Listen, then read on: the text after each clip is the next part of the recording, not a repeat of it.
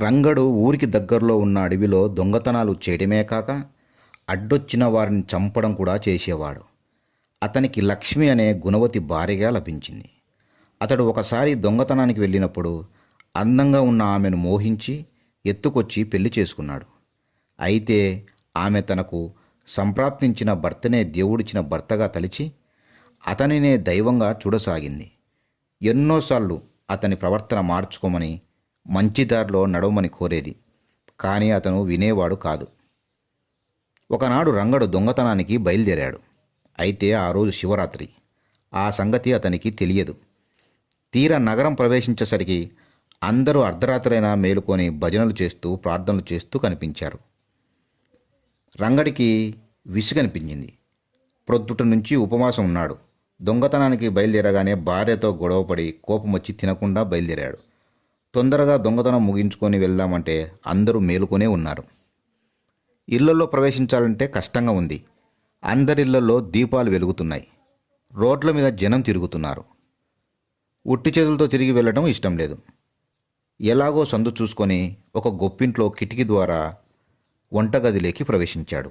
అయితే అక్కడ పెద్ద హాలులో ఒక పండితుడు పురాణం చెబుతున్నాడు.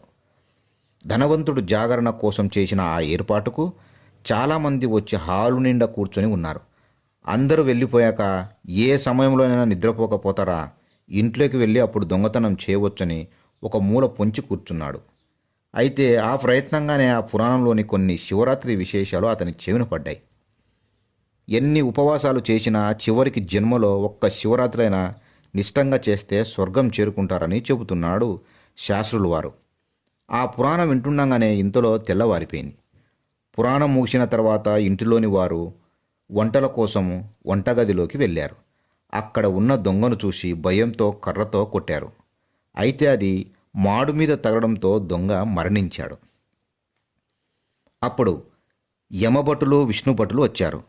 అతడు చేసిన కిరాతకాలకు నరకానికే తీసుకెళ్లాలని యమభటులు, శివరాత్రి ఉపవాస జాగరణ పుణ్యంతో స్వర్గానికి తీసుకెళ్లాలని విష్ణుభటులు ఘర్షణపడి చివరికి స్వర్గానికే తీసుకెళ్లాలని నిర్ణయించుకున్నారు. అయితే వెళ్ళేదారిలో నరకబాధలు చూసిన దొంగ బాబోయ్ అంటూ భయపడి అరిచాడు. ఏంటి మామ అరుస్తున్నావు అంటూ లేపింది భార్య లక్ష్మి. ఉలిక్కిపడి నిద్ర లేచిన రంగడు భార్య వంక చూశాడు. తలస్నానం చేసి పట్టుచీరలో ఉంది భార్య. ఏంది విశేషం, పొద్దుటే మడికట్టావు అన్నాడు. ఈరోజు శివరాత్రి మామ, వద్దన్నా దొంగతనానికి వెళ్ళాలి, పొద్దుటే లేపు అన్నావుగా, అందుకే లేపాను అంది. ఆ మాట విని ఉలిక్కి పడ్డాడు రంగడు. తను కన్న కల గుర్తుకొచ్చింది. ప్రతివ్రత అయిన తన భార్య వల్లనే జరగబోయేది కలగా వచ్చిందని గ్రహించాడు. రంగడు దొంగతనాలు మానేయాలని నిర్ణయించుకున్నాడు.